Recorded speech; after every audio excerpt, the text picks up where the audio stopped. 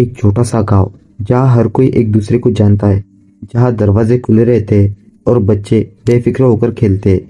अब सोचिए, अगर उसी गांव में एक बच्चा दूसरे बच्चों को मार रहा हो, और वो भी कोई बाहर से आया हुआ नहीं, बल्कि घर का ही बच्चा। आज के इस बुक में हम बात करने वाले हैं इतिहास के सबसे डरावने मामलों में से एक, दुनिया के सबसे कम उम्र वाले सीरियल किलर की। नमस्कार दोस्तों, आप देख रहे हैं केस बुक। और आज का ये केस सुनने में जितना शॉकिंग है, असल में उससे कहीं ज़्यादा डिस्टर्बिंग है।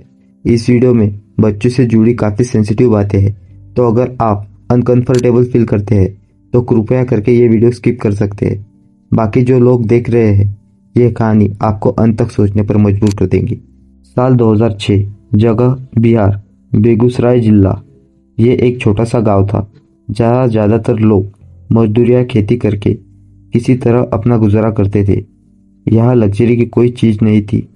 लोगों की बस एक ही प्रायोरिटी थी, दिन में 2 वक्त का खाना।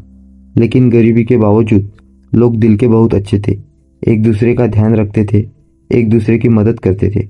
और सबसे ज़रूरी बात, इस गांव में हर कोई हर किसी को जानता था। साडा परिवार इस गांव में रहता था। साडा परिवार एक जॉइंट फैमिली जैसी व्यवस्था थी।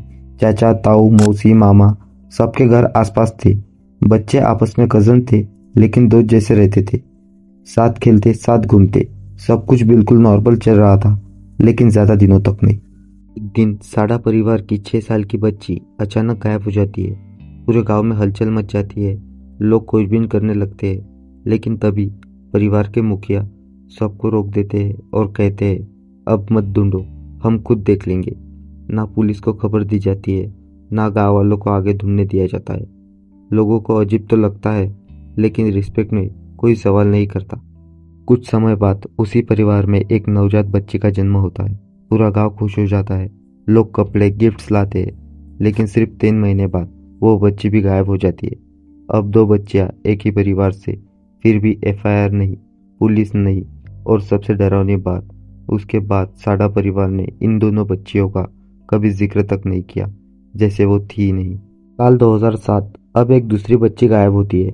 नाम खुशी, उम्र करीब 3 साल। इस बार परिवार चुप नहीं बैठता, गांव वाले मिलकर ढूंढते हैं। आखिर में खुशी की मां पुलिस स्टेशन में जाती है और मिसिंग रिपोर्ट दर्ज करती है। पुलिस एक्टिव होती है और जांच शुरू कर देती है। जांच के दौरान पुलिस को पता चलता है कि इस गांव में से पहले भी 2 बच्चियां गायब हो चुकी है। पुलिस सीधा साडा परिवार के घर पहुंचती है। पूछताछ होती है, लेकिन तभी पास के घर से एक महिला आवाज देती है, अगर कोई आपकी मदद कर सकता है तो वो ये बच्चा है।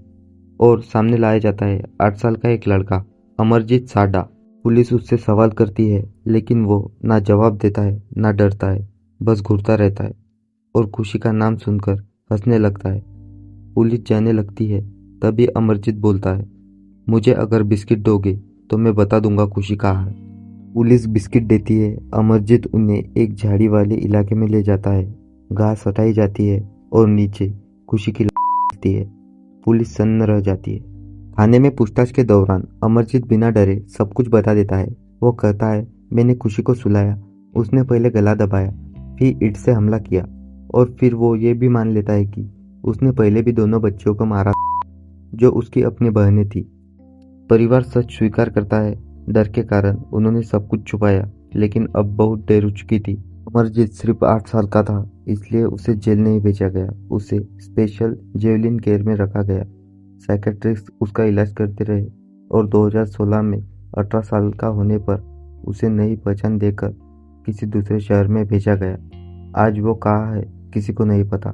ये केस डरावना इसलिए नहीं है कि इसमें हत्या हुई, बल्कि इसलिए है क्योंकि हमें आज तक नहीं पता एक बच्चे के अंदर ऐसी सोच आई कहाँ से।